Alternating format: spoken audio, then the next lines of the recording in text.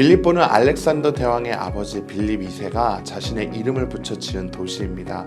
기원전 42년 이후 로마의 황제들은 퇴역한 로마 군인을 빌립보에 정착시켰습니다. 이후 빌립보 출신의 사람들은 로마의 시민권을 받았고 많은 특혜와 권한을 누리게 되었습니다. 빌립보 시민들이 로마를 향해 갖고 있는 애국심은 정말 대단했습니다. 또한 자부심도 대단했습니다. 또 빌립보에는 금과 은의 광산이 있어서 경제적으로도 부유한 도시였습니다. 바울은 2차 전도 여행 때 빌립보를 방문하게 되는데요. 바울이 2차 전도 여행 때 마게도냐에 올라가서 처음으로 방문한 곳이 바로 빌립보입니다. 바울은 빌립보에서 자주색 옷감을 파는 루디아를 만나 그녀의 집에서 교회를 시작하게 됩니다. 그러던 어느 날 바울은 귀신 들린 여종을 만나서 귀신을 내쫓게 되는데요. 그 일로 바울은 매를 맞고 감옥에 갇히는 신세가 되었습니다.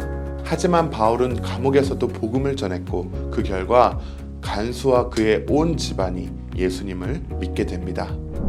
바울이 빌립보를 떠난 이후에도 빌립보 교회는 지속적으로 바울과 친밀한 관계를 유지했습니다. 그리고 여러 차례에 걸쳐 물질로 바울을 후원했습니다. 빌립보서가 기록될 당시에 바울은 로마의 감옥 안에 있었습니다. 빌립보 교회는 이때도 에바브로디도를 바울에게 보내어 바울의 쓸 것을 공급하고 옷바라지를 도왔습니다.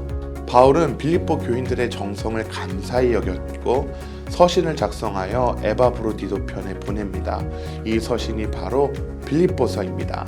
바울은 서신을 통해 에바브로디도가 얼마나 헌신적으로 바울을 섬겨주었는지 이야기합니다. 또한 서신을 통해 바울 자신의 근황을 알리고 그가 한 빌립보 교회가 자신에게 베푼 호의를 생각하며 진심 어린 감사의 뜻을 전합니다. 빌립보서의 핵심 주제는 바로 기쁨입니다.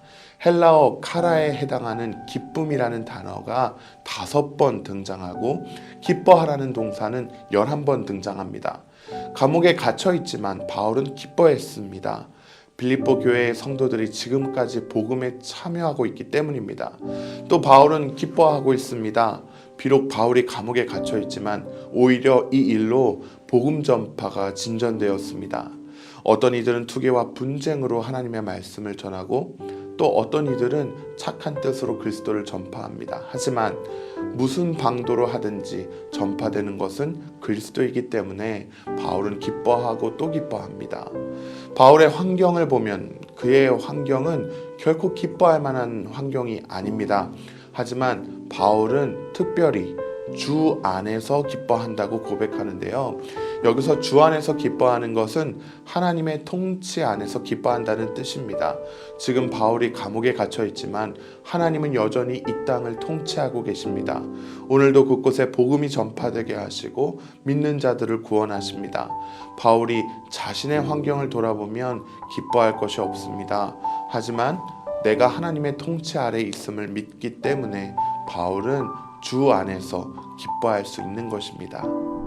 한편 빌립보서는 바울의 옥중 생활 말기에 쓰여진 서신입니다. 빌립보 교회의 성도들은 바울의 안위를 걱정했습니다.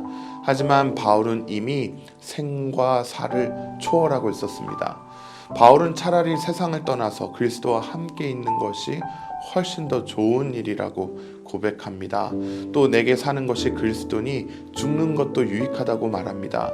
성도들의 걱정과는 다르게 오히려 바울은 몸을 떠나 예수님과 함께 있기를 바라고 있습니다. 바울이 바라는 것은 무조건 이 땅에서 오래 사는 것이 아닙니다. 바울은 살든지 죽든지 내 몸을 통해 그리스도가 존귀하게 되기를 바라고 있습니다. 믿지 않는 사람들은 로마의 시민권을 자랑합니다. 하지만 바울은 말합니다. 성도의 시민권은 땅에 있지 않습니다. 성도의 시민권은 하늘에 있습니다. 예수님은 장차 성도들의 몸을 예수님의 영광스러운 몸과 같이 변화되게 하실 것입니다. 바울은 빌립보 교회가 하나 되기를 바랬습니다. 그래서 바울은 겸손하신 그리스도를 본받으라고 말씀합니다. 2장 5절부터 11절까지 바울이 전하는 짧은 복음은 예수님이 누구이며 어디까지 겸손해지셨는지, 또 우리를 위해 무슨 일을 하셨는지 말씀하고 있습니다.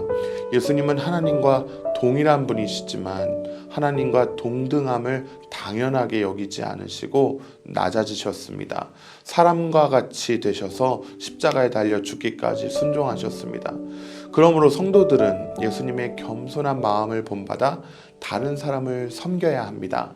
하나님께서 낮아지신 예수님을 높여주신 것처럼 겸손한 마음으로 낮아진 성도들을 높여주실 것입니다. 한편 바울은 4장에서 특별히 유오디아와 순두계를 언급합니다. 유오디아와 순두계는 빌립보 교회에서 영향력이 있는 성도들이었습니다. 하지만 서로 불화했던 것으로 보여집니다. 바울은 두 사람에게 주 안에서 같은 마음을 품으라고 권면합니다. 바울과 빌립보 교회는 서로 갈등이 없었습니다. 관계가 돈독했습니다. 그래서 바울은 고린도 후서처럼 사도권을 주장하지도 않고 갈라디아서처럼 화를 내지도 않습니다. 하지만 빌립보 교회 안에도 문제는 있었습니다. 유대인 그리스도인 중에 이방인 그리스도인에게 할례를 요구하는 사람들이 있었습니다. 그들은 자신이 유대인인 것을 자랑하고 율법과 할례를 자랑합니다. 하지만 바울은 간증합니다. 바울도 예수님을 믿기 전에는 똑같이 유대적 배경을 자랑했습니다. 하지만 지금은 오히려 그것들을 해로 여기고 배설물처럼 여기고 있습니다. 이제 바울에게 가장 귀한 것은 예수님을 아는 지식입니다. 여기서 바울이 말하는 예수님을 아는 지식이라는 것은 우리가 열심히 공부해서 얻을 수 있는 정보나 지식이 아닙니다. 예수님을 아는 지식이란 예수님과의 친밀한 교제를 통해 알아가는 지식입니다. 예수님과 사귐이 있는 사람은 예수님과 친밀합니다.